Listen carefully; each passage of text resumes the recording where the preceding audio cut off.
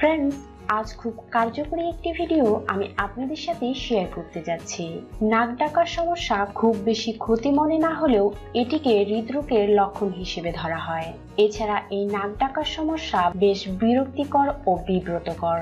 একটি গবেষণায় দেখা গেছে মাঝবয়সীদের মধ্যে 40% পুরুষ ও 20% মহিলা ঘুমের মধ্যে নাক ডাকেন। তাই নাক ডাকা সমস্যাকে মোটেই অবহেলা করা ঠিক নয়। আর এর জন্যই ঘরোয়াভাবে খুব সহজে এবং বেশ সুস্বাদু উপায়ে কিভাবে এই সমস্যার সমাধান করা যায় তা আজ আমি আপনাদের সাথে শেয়ার করছি। তাহলে চলুন দেখে নেওয়া যাক। আপনি যদি আমার চ্যানেলটিকে এখনো সাবস্ক্রাইব না করে থাকেন তবে ভিডিওটি দেখার আগে আমার চ্যানেলটিকে সাবস্ক্রাইব করে নিন আর পাশে থাকা বেল আইকনটিতে টাচ করুন আমার নতুন নতুন ভিডিওগুলো সবার আগে দেখার জন্য। এর জন্য প্রথমেই দরকার গাজর এবং আপেলের জুস।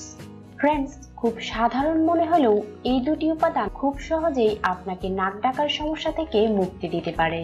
এর জন্য 2টি আপেল এবং 2টি গাজরকে ছোট ছোট টুকরো করে কেটে ব্লেন্ড করে নিন। তারপর এর মধ্যে 1 চামচ লেবুর রস এবং 1 চামচ আদা কুচি ও সামান্য পানি দিয়ে ভালো করে ব্লেন্ড করে নিন।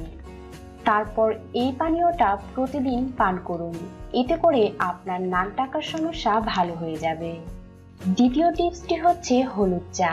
হলুদ প্রাকৃতিক অ্যান্টিবায়োটিক আর নাক ডাকার সমস্যার সমাধানে এটা খুব কার্যকর।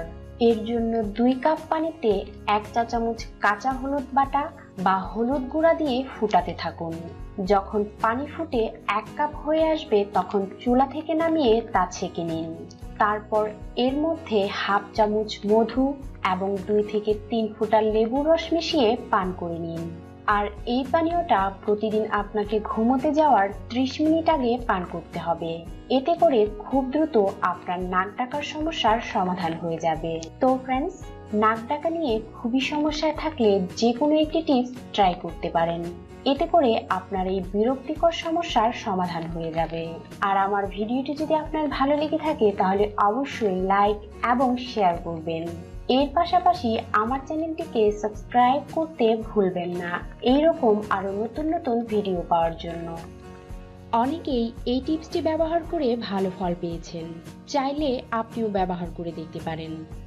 আর আমার চ্যানেলটিকে সাবস্ক্রাইব করতে চাইলে এই লোগোতে টাচ করে সাবস্ক্রাইব করুন। এর পাশাপাশি বেল বাটনটি টাচ করতে ভুলবেন না।